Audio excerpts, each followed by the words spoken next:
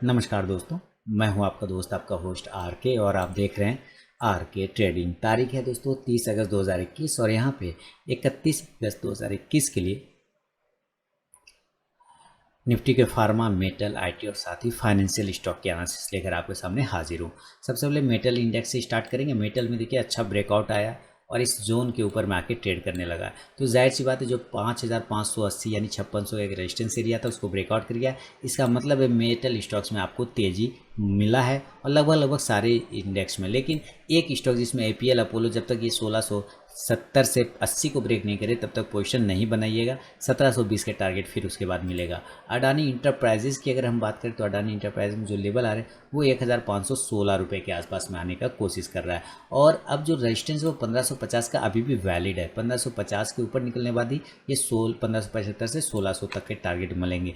कोल India की बात करें, देखिए आज कोल इंडिया भी 3.5% यानी 3.25% की तेज़ी लेके चला है। 143 रुपये के आसपास में, 143 रुपये 60 पैसे के आसपास में। और यहाँ से एक शानदार इसी ट्रेंड लाइन, मैंने कहा भी था कि इस ट्रेंड लाइन को बहुत ही अच्छे से कोल इंडिया होल्ड कर रहा है। अब देखिए ये जो रेजिस्टेंस लाइन है हमारे पास, वो रेजिस्टेंस एरिया अगर ये ब्रेकआउट करता है नियर में तो आपको एक अच्छा तेज़ी फिर से बनेगा। और वो जोन आता है 145 का। 145 के ऊपर निकलेगा तो 148 से 52 तक के टारगेट कोल इंडिया में बनेगा। हिंडाल्को की बात करें 448 के आसपास हिंडाल्को ट्रेड कर रहा है। 448 के ऊपर यानी 450 से 55 के ऊपर अगर ये क्लोज करता है तो 460 से 75 के टारगेट हिंडाल्को आपको दिखाएगा। हिंद जिंक की बात करते हैं तो हिंद जिंक भी ठीक है, इसमें कोई दिक्कत। 325 का एक रेजिस्टेंस एरिया है, पहले भी वही एरिया था, अभी भी वही एरिया। 325 के ऊपर अगर ये निकलता है तो 330 से 35 तक के टारगेट आपको बनेगा। जेएसडब्ल्यू स्टील 9 पॉइंट की तेज़ी रही आज में और 7% से ज़्यादा की तेज़ी। 700 का रेजिस्टेंस जोन अभी भी वैलिड है। 700 के ऊपर ब्रेक करेगा तो 720 से 740 तक के टारगेट बनेंगे। जिंदल स्टील की बात कर लें तो जिंदल स्टील जब तक 400 के एरिया को ब्रेक नहीं करेगा 400 को, तब तक फ़ायदा नहीं है। 400 के ऊपर सस्टेन करेगा तो 420 440 के टारगेट। मोइल की बात करें तो मोइल ने भी 2% की तेज़ी दिखाया और मोइल में एरिया आ रहा है 172 से 75 के आसपास का। वो एरिया अगर ब्रेक होता है तो 185 तक के लेवल मोइल में बनेगा। नियर में 168 को ब्रेक करेगा 168 को तो 172 से 175 तक के टारगेट बनेंगे। मोइल के बाद मोइल 172 के बाद, हालांकि 168 के बाद भी ठीक ठाक रहेगा। एनएमडीसी की बात कर लें, एनएमडीसी और ये 155 के आसपास का ट्रेडिंग चल रहा है और मेरे ख्याल से 165 एक इंपॉर्टेंट रेजिस्टेंस एरिया। हालांकि यहाँ पे अपने आप को कंसोलिडेट कर रहा है इस जोन पर। इस जोन के ऊपर अगर निकलता है 158 के ऊपर तो 164 के टारगेट भी आपको एनएमडीसी दिखा सकता है। नेशनल एल्युमिनियम 90 का रेजिस्टेंस है, 90 के ऊपर निकलते के साथ आपको 96 तक के टारगेट, 95 से 96 का टारगेट नेशनल एल्युमिनियम में मिलेगा। रत्नमणि मेटल्स की बात कर लें तो ये जब तक अब 2200 के ऊपर निकलने वाली पोजीशन बनाइएगा 2250 के लिए। सेल की बात करें स्टील अथॉरिटी ऑफ इंडिया की तो 121 रुपये 50 पैसे के आसपास ट्रेड चल रहा है और ये वापस इस ट्रेंड लाइन के पास आने की कोशिश कर रहा है। देखिए इस ट्रेंड लाइन के ऊपर अगर ये निकलता है और क्लोजिंग करता है 124 से 25 पर तो 128 से 32 तक के टारगेट आपको दिखा सकता है। टाटा स्टील शानदार ब्रेकआउट, ये सारे एरिया में पहले हटा दूँ और एक अच्छा ब्रेकआउट, जैसे मेटल इंडेक्स ने ब्रेकआउट दिया ठीक उसी तरह से टाटा स्टील ने भी ब्रेकआउट दिया। कल बिल्कुल अपने हायर जोन पर है टाटा स्टील। अगर ये कल ब्रेक फिर से करता है 1445 को टाटा स्टील तो आपको फिर एक अच्छा टारगेट देखने को बन सकता है। तो नज़र रखेंगे आप टाटा स्टील पे भी, क्योंकि मेटल में ये लीडर है और जब ये चलता है तो सारे मेटल सेक्टर को भी ये चलाने का क्षमता रखता है टाटा स्टील। वेदांता 2% की तेज़ी रही है वेदांता में, इसके चार्ट आपके सामने लेकर आ रहा हूँ। और जब तक ये वेदांता ऊपर की साइड में 305 के ऊपर क्लोज नहीं करे तब तक पोजीशन मत रहिएगा। वेल्सफ्रंट कॉर्प की बात करें तो 122 के ऊपर अब निकलेगा तो 125 से 28 के टारगेट वेल्सफ्रंट कॉर्प में भी बनेंगे।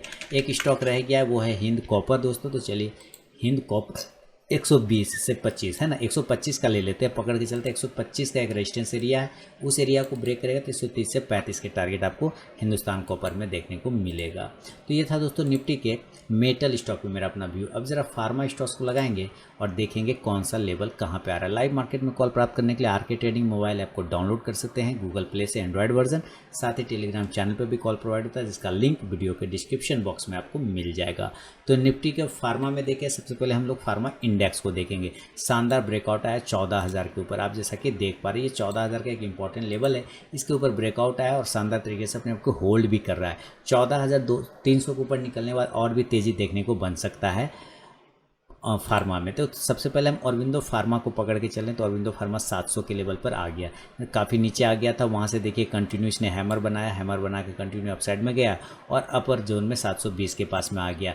अब 720 के ऊपर अगर ये सस्टेन करता है तो 740 का नेक्स्ट टारगेट आपको दिखा सकता है औरबिंदो फार्मा। नज़र रखेंगे औरबिंदो फार्मा। मुझे लगता है औरबिंदो फार्मा भी एक अच्छा अपने आप को काफ़ी एक तरह का ना कंसोलिडेशन नहीं रहा है, मूवमेंट कर रहा है। औरबिंदो फार्मा भी मूवमेंट कर रहा है, ऐसा नहीं कि मूवमेंट नहीं कर रहा, मूवमेंट कर रहा है, लेकिन उस तरह का मूवमेंट बिल्कुल भी नहीं कर रहा है दोस्तों जैसा कि इसको करना चाहिए। 2.4 पॉइंट में कोई फर्क नहीं इसको पड़ता है। 718 के ऊपर निकलेगा, 725 से 30 तक के टारगेट बनेंगे औरबिंदो फार्मा में।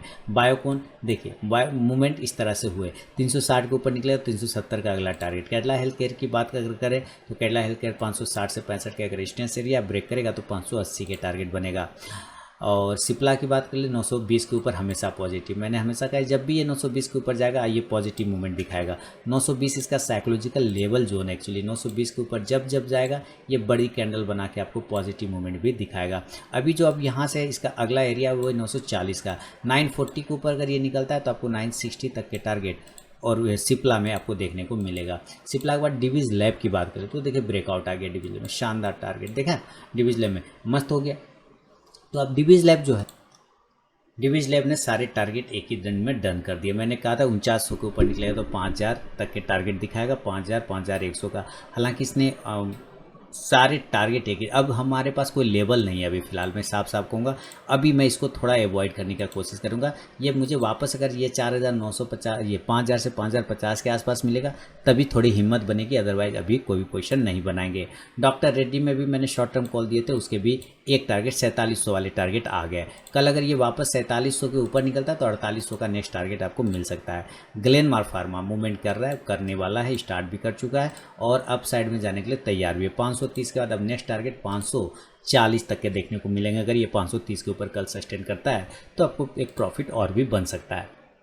लुपिन 952 के आसपास ट्रेड करता हुआ दिखाई दे रहा है और इसका जो लेवल है इस एरिया के ऊपर लुपिन काफ़ी अच्छा खासा है, कोई दिक्कत ऐसे नहीं है। लेकिन ये सारे ये जो बड़े कैंडल हैं यही नज़दीक में रेजिस्टेंस 970 से 80 का एक रेजिस्टेंस एरिया, इसके ऊपर सस्टेन करेगा तो 1000 तक के लेवल आपको दिखा सकता है लुपिन। पिरामल की बात करें, पिरामल 2680 के ऊपर या 50 के ऊपर भी क्लोज करे तब भी चलेगा, 2650 के ऊपर निकलेगा तो 2700 तक के टारगेट।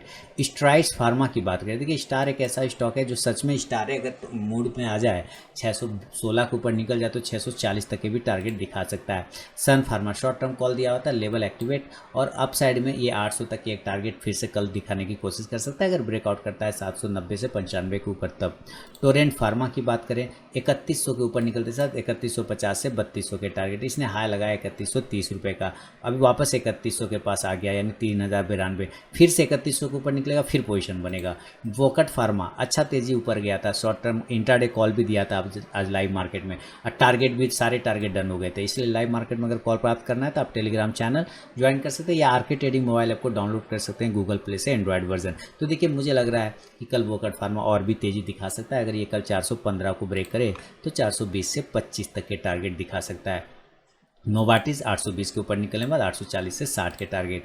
ग्रेनुअल्स इंडिया की बात करें तो अभी कोई भी पोजीशन ग्रेनुअल्स इंडिया में नहीं बनेगा, 340 के ऊपर निकलेगा तो 350 के टारगेट बनेंगे। डॉक्टर लाल पैथलैब 4010 के ऊपर निकले बाद 4100 तक के टारगेट होंगे और एस्ट्राजेनिका शॉर्ट टर्म कॉल दिया हुआ है और यहाँ से ये बिल्कुल होल्ड कर रहा है अपने आप को, बहुत ही अच्छे जोन पर होल्ड कर रहा है। देखिए ऊपर अगर निकलता है 3150 को तो 3250 तक के टारगेट एस्ट्राजेनिका में भी देखने को बनेगा। तो दोस्तों ये था निफ्टी के मेटल के बाद फार्मा स्टॉक पे मेरा अपना व्यू।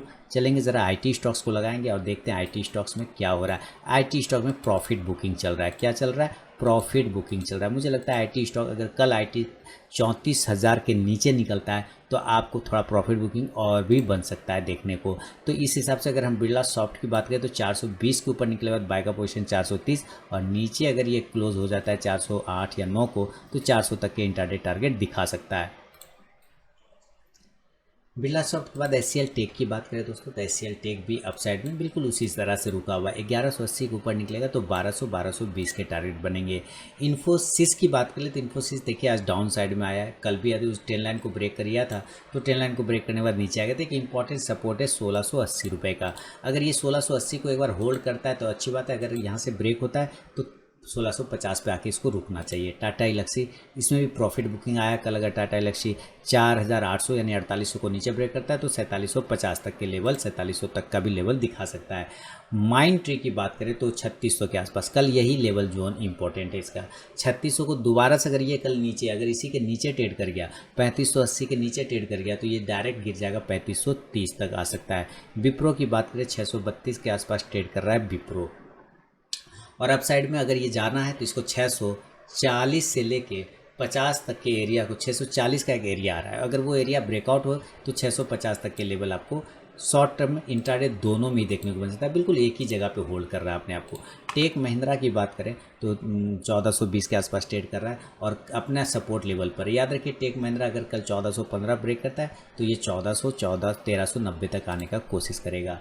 टीसीएस की बात कर ले 3725 से 30 के ऊपर निकलने बाद तो 3800 का टारगेट, और नीचे अगर ये 3690 को दोबारा ब्रेक करता है तो फिर से गिरेगा 3670 तक का टारगेट। कोफोर्ज की बात करते हैं तो कोफोर्ज 5200 के ऊपर निकले 5300 का टारगेट। नौकरी की बात करें इन्फो एज की तो देखिए मैंने क्या बोला था कि 5600 के ऊपर जैसे ये निकलेगा आपको 5800 तक जाने में लेट नहीं लगाएगा। वो वहाँ तक तो तुरंत चला गया, 5600 के ऊपर निकलेगा और 6000 भी हो गया। मैंने कहा भी था उस दिन, जिस दिन मैं लास्ट टाइम एनालिसिस करा तो मैं बोला तब इसका टारगेट 6000 का होगा, तो इसने 6000 भी आपको डन करके आज दे दिया। 6088 का इसने हाई लगाया। कल अगर ये 6100 के ऊपर निकलता है तो 6200 तक के टारगेट बन सकता है इन्फो एज। एलटीआई की बात करते हैं तो एलटीआई ऊपर में होल्ड कर रहा है। एलटीटी एलएनटी इन्फोटेक जिसको एलटीआई बोलते हैं 5300 के ऊपर क्लोज करेगा तो 5400 के टारगेट। नीचे अगर 5230 को ब्रेक करता है तो सेल करेंगे 5200 और 5150 के टारगेट के लिए। एम्फासिस की बात करें तो एम्फासिस अपने आप को होल्ड कर रहा है एक ही जगह पे। अभी हमारे लिए कोई रेंज नहीं तो थोड़ा अवॉइड करके भी चल सकते हैं। जस्ट डायल देखिए इसने मूवमेंट अभी भी नहीं स्टार्ट किया जस्ट डायल, हालांकि एक स्पाइक लगाता है चलाता है। 972 सबसे बड़ा एरिया है इसका, 980 वाला। ये 980 वाला अगर एरिया ब्रेक होता है ऊपर तो आपको 1020 के टारगेट मिलेगा। नीचे अगर ये 942-43 ब्रेक होता है तो सेल करके आप इसको 920 तक ले सकते हैं। हैप्पीएस्ट माइंड सेट की बात करें 1450 का एक रेजिस्टेंस एरिया, इसके ऊपर निकलने के बाद ही इसमें पोजीशन बनेगा। तो दोस्तों ये था निफ्टी के मेटल, फार्मा और आईटी पे व्यू। अब जरा फाइनेंशियल स्टॉक को लगाएंगे जिसमें सबसे पहले बजाज फिनसर्व। देखिए कल अगर बजाज फिनसर्व 16,600 को ब्रेक करता है तो आपको ये 17,000 लगाने आने में देर नहीं लगाएगा। बजाज फाइनेंस की भी बात करें तो बहुत ही अच्छी तरीके से 200 पॉइंट की रैली दिखाया बजाज फाइनेंस ने। अब 7050 के ऊपर निकला सीधे 7200, कल 7200 के ऊपर निकला 7300 के टारगेट बनेगा।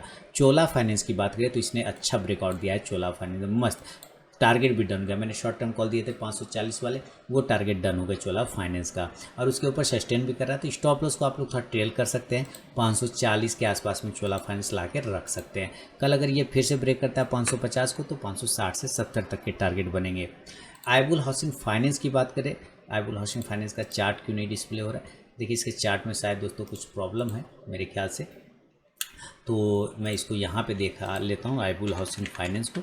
इसके चार्ट है 230 का एक रेजिस्टेंस एरिया ले रहा है। 230 के ऊपर अगर ये निकलता है कल तो 240 तक एक टारगेट बना सकता है आईबुल हाउसिंग फाइनेंस। इसके अलावा एलएनटी फाइनेंस की बात करें तो ये भी अच्छा मूवमेंट दिया, 3% की तेज़ी दिखाया। हमारे लिए रेजिस्टेंस एरिया है 92 का। फाइनली 92 के ऊपर सस्टेन करना स्टार्ट करेगा तो 96 से 100, लेकिन फिलहाल तो अभी इसको 86 को ही ब्रेक करने में पसीना उतर सकता है इसका, ठीक है ना। हालांकि मूवमेंट में है लेकिन उससे कोई दिक्कत वाली बात फिलहाल नहीं है जब तक 92 को ब्रेक नहीं करे तब तक। इसके अलावा अगर हम बात करें एलआईसी हाउसिंग फाइनेंस की तो यहाँ पे 397 के आसपास ट्रेड करा। 400 के ऊपर निकलेगा तो 410 से 420 तक के टारगेट बनेंगे एलआईसी हाउसिंग फाइनेंस में। देखिए चार्ट आया नहीं है, मैंने लेवल बता दिया क्योंकि वो लेवल प्राइस मुझे याद है। अभी देखिएगा आपके सामने चार्ट आएगा वही होगा। देखिए आ गया ना चार्ट आपके सामने, और ये 400 का एक रेजिस्टेंस जोन है, उसके ऊपर निकला 410 से 420 के टारगेट बनेंगे। एमएनएम फाइनेंस क्लोज हो गया। शॉर्ट टर्म कॉल में यहाँ से देखिए कॉल दिया था मैंने आप लोगों को, बोला भी था 150 के ऊपर निकले 156, और 156 के ऊपर अगर सस्टेन कर गया तो एक अच्छा पोजीशन एमएनएम फाइनेंस। मैंने आप लोगों को शॉर्ट टर्म कॉल भी दिया हुआ है एमएनएम फाइनेंस पे, याद रखिए। और जो एमएनएम फाइनेंस का लेवल 160 के ऊपर मैंने दिया, 170 और 180 के टारगेट के लिए। तो 160 के ऊपर ये आज का हाई लगाया 160.40, तो मुझे लग रहा है लेवल एक्टिवेटेड, नज़र बना के ज़रूर रखें। मन्नप्पुरम फाइनेंस की बात करें तो मन्नप्पुरम फाइनेंस लॉन्ग टर्म स्टॉक है, पोर्टफोलियो स्टॉक है, इंट्राडे वाला स्टॉक बिल्कुल भी नहीं है। तो पोर्टफोलियो पे नज़र रखना है, तो लॉन्ग टर्म व्यू रखना है तो इसमें पोजीशन बनाइए, अदरवाइज छोड़ दीजिए। मुथूट कैप की बात अगर करें तो मुथूट कैप 410 के ऊपर निकलेगा, 430 का टारगेट।